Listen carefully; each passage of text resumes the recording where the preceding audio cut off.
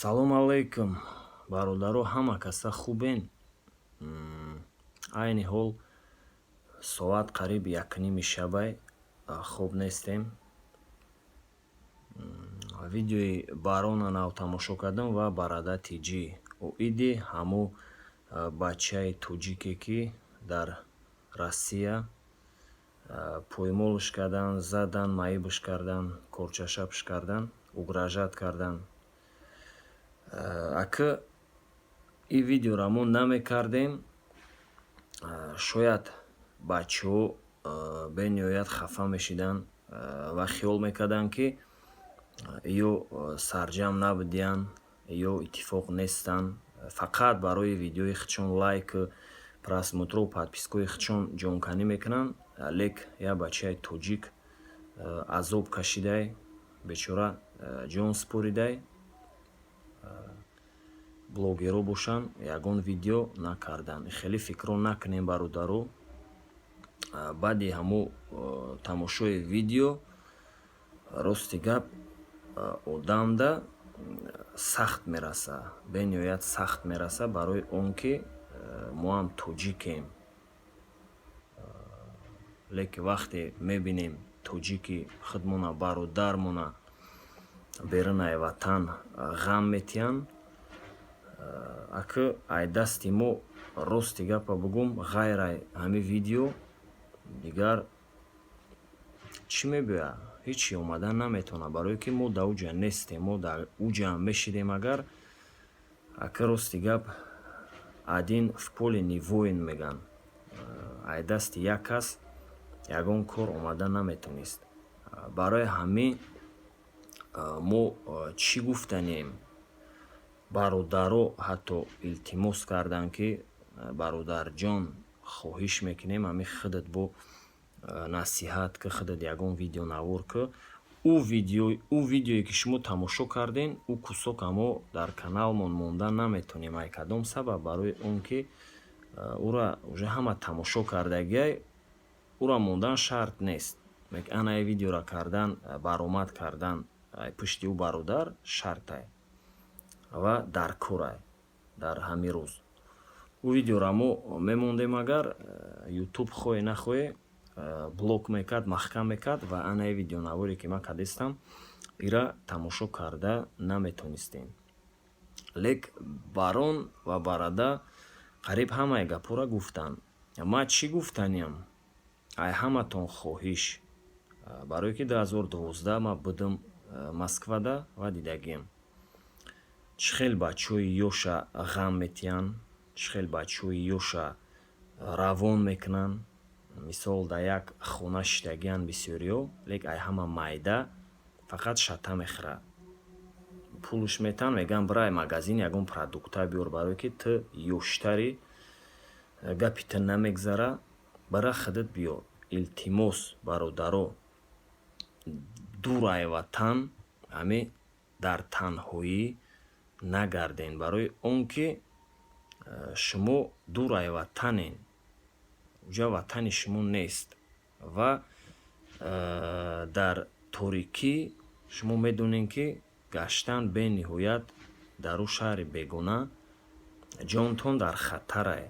Худо нишон натиҳане, хеле ҳайвонош намеғалтен, баъд воқеа бениҳоят мушкил мешавад. Барои ҳамин хоҳиш, ҳамин ягон ҷо буромаданиен, ягон ҷо харид карданиен, ҳама касаам наравен, ақаллан дар байн ягон калонтар боша, ё хоҳиш мекунам ҳамин шаб набуроен. Ҳамин пешакӣ чӣ хариде ки дар кораетона, пешакӣ харид кунен, бирен мақсад дигар пагадам раса, пагаи дигадам раса. Вақте ки як чизе ки мефоратон амура намехарен, баъд мебиёен ягон кино, футбол, ягон чиз тамошо мекунен, баъд ягон чиз намераса, ана ӯ ҳолатда баъд вақте ягон чиз хостен, ягон ёштара роӣ мекунен, худо нишон натиҳад, дар дасти ягон девонаш меғалта, баъд проблема зиёд мешавад.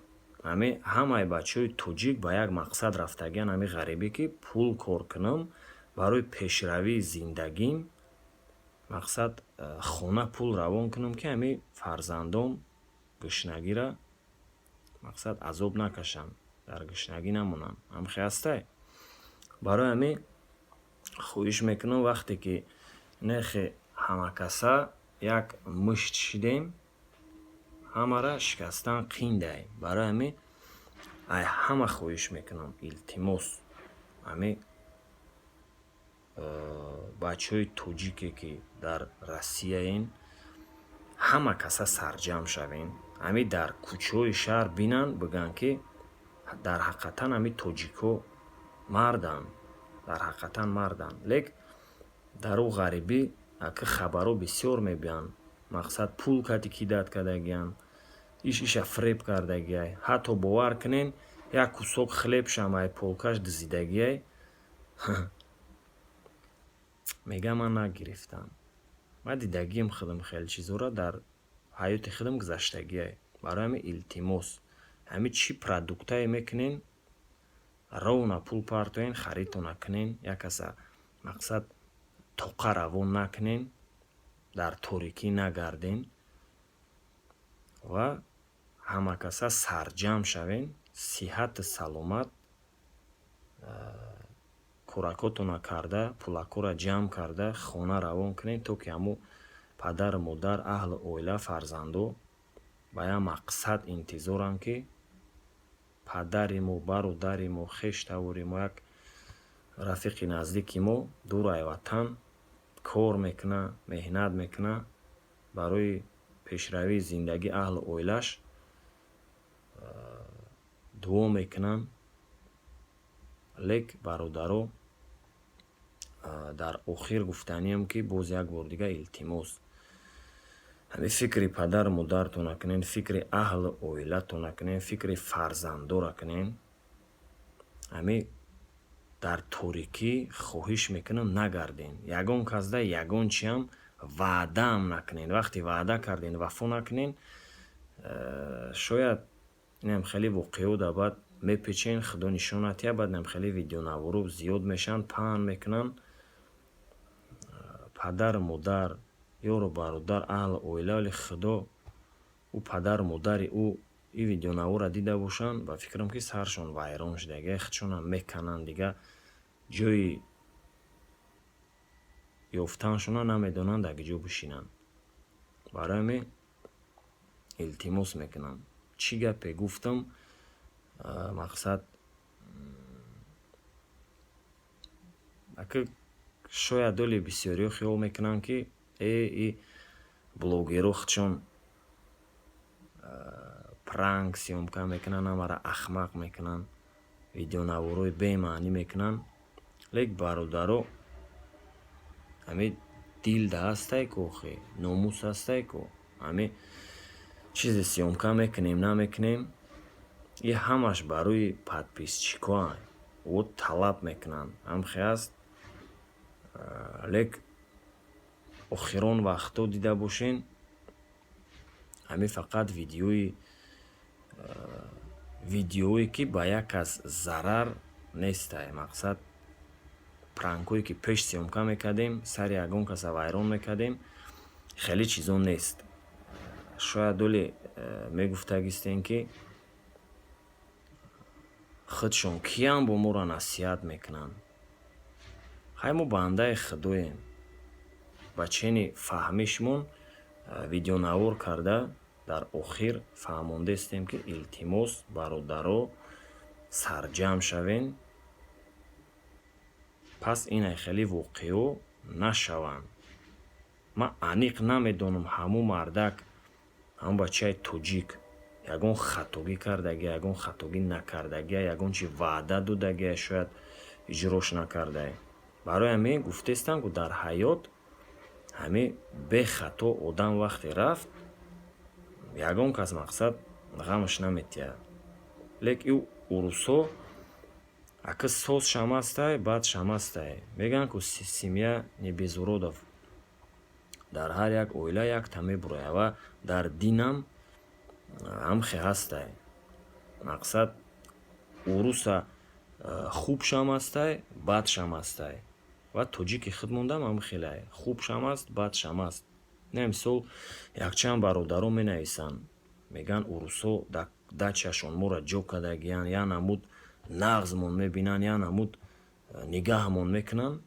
Мақсад ҳаму урусо худшон мегӯянд ки ай тоҷик да мардуми боваринок нест. ҳастай кунай хеле одамое ки мақсад тоҷикоро дастгирӣ мекунанд, якчанд подписчики канали худмона дачада мисол нигаҳ мекунанд, меруванд, дарахтора мақсад нигаҳ мекунанд, заминора повел мекунанд. ай хит карден охиам дачара нигоҳ мекунанд, урусо бовар кардагиян хеле мардакуда ки мақсад тоҷико бори одамои боваринок нест, барое ки урусои худшон менӯшанд, ягон чиро мешкананд, ягон чиро месӯзонанд. урусои худшон да боварӣ намекунанд. ҳамин сабаб тоҷикоро даъват мекунанд ки ба бовариянд ва оиликшона соз метиҳанд. барои ҳамин гуфтестам ку ягон кас хайка гизалагӣ да ҳама гизала шидагиай, лек дами ура гирифтан дар кор нест. ура мақсад мо ягонтае шуморо намегем ки ора биёвен наказат кунем. ҳай дунё бекамбудӣ намешавад, одамам бекамбудӣ намешавад. ҳай ҳаста як хари ахмақш биромад, ҳам хеле ғам дод. просто дар ин ҳолат чӣ кор кардан дар курай? ҳамин дар ҳаёт ҳама вақт правилне бошен, дар гаптон ҷавоб тиҳен, дар ҳаёт, дар интернет не. дар ҳаёт ҳамин одами правилне бошен ва сарҷам шавен. иншоаллоҳ ҳамаш хуб мешавад, ҳамаш оли ҷаноб мешавад, ҳамаш беҳтарин мешавад. барои ҳамин дар паноҳи аллоҳ бошен, сеҳат сарбаланд бошен. боз видеомона интизор шавен.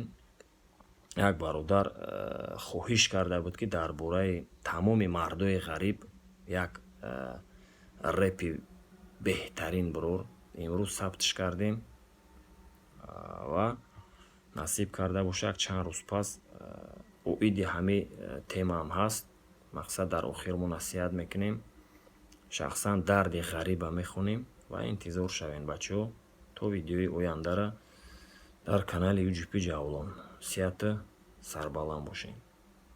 ягон гапи ноҷо гуфта бошам, ай ҳама бахшиш чӣ қадр ба дили сахт қабул накунем, просто хостем видео кунем. барои ҳамин сеҳата сарбаланд бошем.